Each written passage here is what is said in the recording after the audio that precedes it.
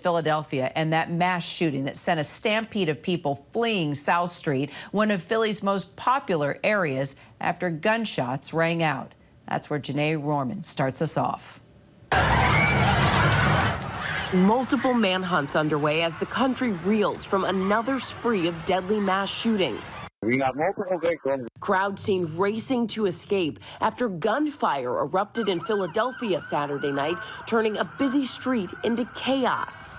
This footage obtained by ABC News showing the fight that broke out beforehand. Investigators saying the incident started as a physical altercation between two men who then both started shooting.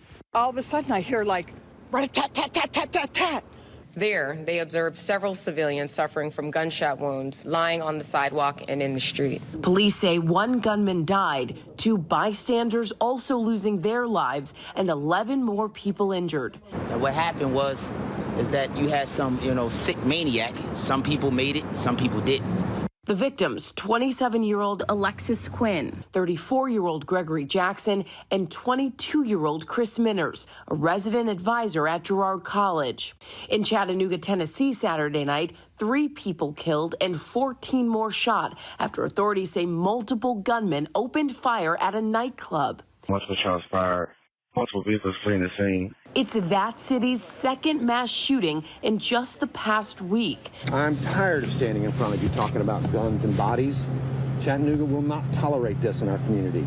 Our city will put a stop to this. According to the Gun Violence Archive, there have been at least a dozen mass shootings this weekend alone. Parents and children around the country on edge. My son is deathly afraid of school now. And in Uvalde, Texas, where 19 children and 2 teachers were killed in their classroom, unimaginable grief as 3 more children, Alethea Ramirez, McKenna Elrod, and Rogelio Torres, were laid to rest over the weekend. And today, there will be a funeral for 10-year-old Ellie Garcia, a 4th grader who loved basketball. And we know as summer gets underway, we tend to see more crime. So that's a concern, in addition to just the sheer number of firearms out there. In the incident here in Philadelphia, the full video shows both men had ample time to just walk away with both of their lives. Instead, they both had guns. Kira. Janae Norman, thanks for that update. And for more on the investigation, ABC News Senior Investigative reporter Aaron Katersky, also ABC's Alex Presha, join me once again to talk about this. Aaron, let's talk about the latest on the situation in Philly. What more do you know about the investigation? Well, right now, Kira, according to the district attorney in Philadelphia, he is going to approve charges some point today for 2 people responsible, he said, for some of the non-fatal shootings at that scene on South Street late Friday night, early Saturday morning. So it seems as if they're closing in on at least some of those who may be responsible. Those who actually killed people with gunfire, though, are still at large, it's believed. And so the authorities haven't said who they are or where they might be. And Alex, what has the response been like from Philly lawmakers on this latest mass shooting?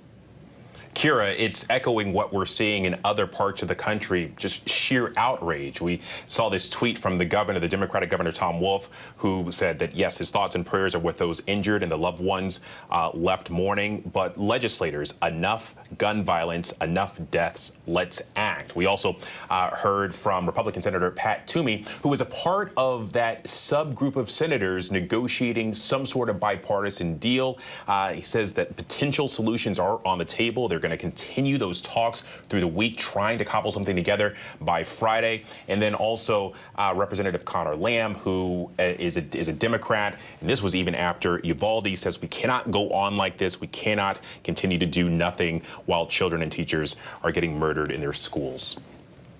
So, Aaron, according to the Gun Violence Archive, we follow this obviously on a regular basis now. There have been at least 246 mass shootings so far this year.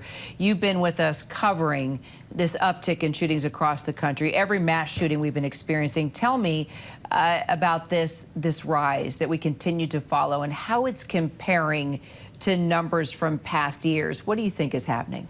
It's right in line, Kira, with the numbers of mass shootings from this time last year. And last year represented a 66% increase over the prior year. So we are on track to continue what has become a fact of American life, major gun violence in urban settings, in suburban settings, across a wide swath of different communities with victims from teenagers to older people, and carried out by those who are perhaps part of criminal gangs, who may be acting alone, who obtain guns legally, who obtain guns illegally.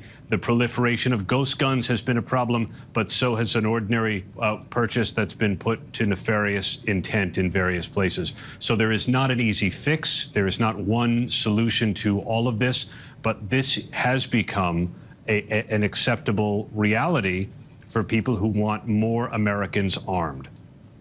So, meanwhile, this new ABC News and Ipsos poll is showing that 70% of Americans think that enacting new laws to reduce gun violence should be a higher priority right now than protecting the right to own a wide variety of firearms. So, Alex, where is Congress at this moment with regard to these negotiations on gun reform?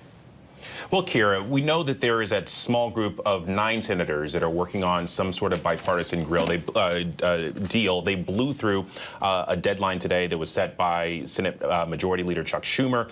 They're cautiously optimistic that they'll have something by the end of the week, but that is a goal, not a guarantee, as we've heard from members on that committee. And a couple of things that are being discussed. We've got incentives for states to implement red flag laws, also expanded background checks, and then something that was really important for Republicans in getting them at the table, incentives and funding for mental health and also school security.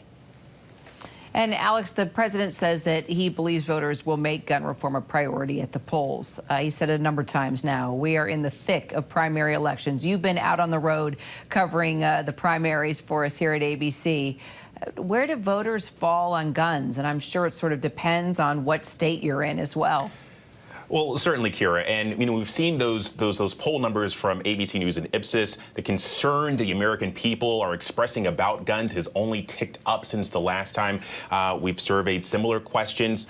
But I would also say that with that, this is still very much at this point going to be an election about the economy. The economy and inflation are still front and center. More than 8 in 10 Americans say the economy is either extremely or a very important issue in determining how they will vote. And in terms of top issues, whenever it comes to issue voting, top issues, you've got inflation as number 1, according to this latest poll, the economy second, and then gun violence. All right, Aaron, Alex, thanks, guys, so much. And tomorrow, ABC News will devote the entire day to a closer look at guns in America across all our programs. Tune in right here on ABC News Live. Hi, everyone. George Stephanopoulos here. Thanks for checking out the ABC News YouTube channel. If you'd like to get more videos, show highlights, and watch live event coverage, click on the right over here to subscribe to our channel. And don't forget to download the ABC News app for breaking news alerts. Thanks for watching.